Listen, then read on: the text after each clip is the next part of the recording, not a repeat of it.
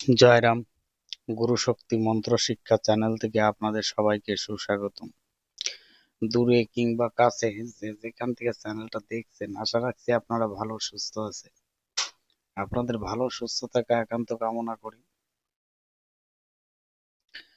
আমি আজকে আপনাদের সামনে একটা বিষয় তুলে ধরছি। বিষয়টা হচ্ছে স্বামী স্ত্রীর ভিতরে মিল করা বা বশীকরণ।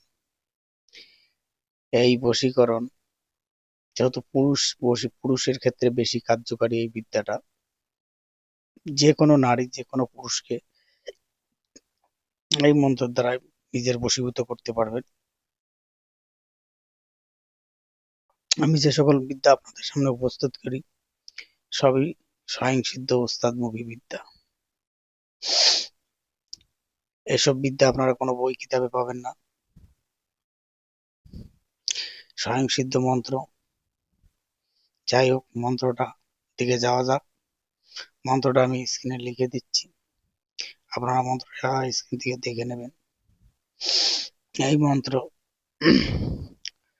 প্রয়োগ করতে গেলে আপনাদের যে কোনো মিষ্টি দ্রব্য বা যে কোনো খাদ্যের পরে যে নারী যে পুরুষকে বশীকৃত করবে, ওই নারীর বাসি পেচ্ছাপ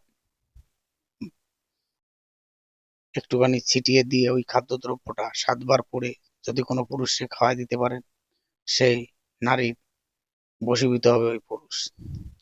এই একই নিয়মে কোনো পুরুষ যদি কোনো নারীরে করে, সেক্ষেত্রেও কাজ হবে, কিন্তু নারীর ক্ষেত্রে করতে গেলে কাজ লেটে হবে।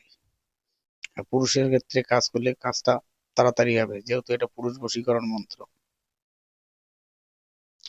যদি আপনার আমার চ্যানেলটা ভালো লাগে, চ্যানেলটার সঙ্গে থাকবেন।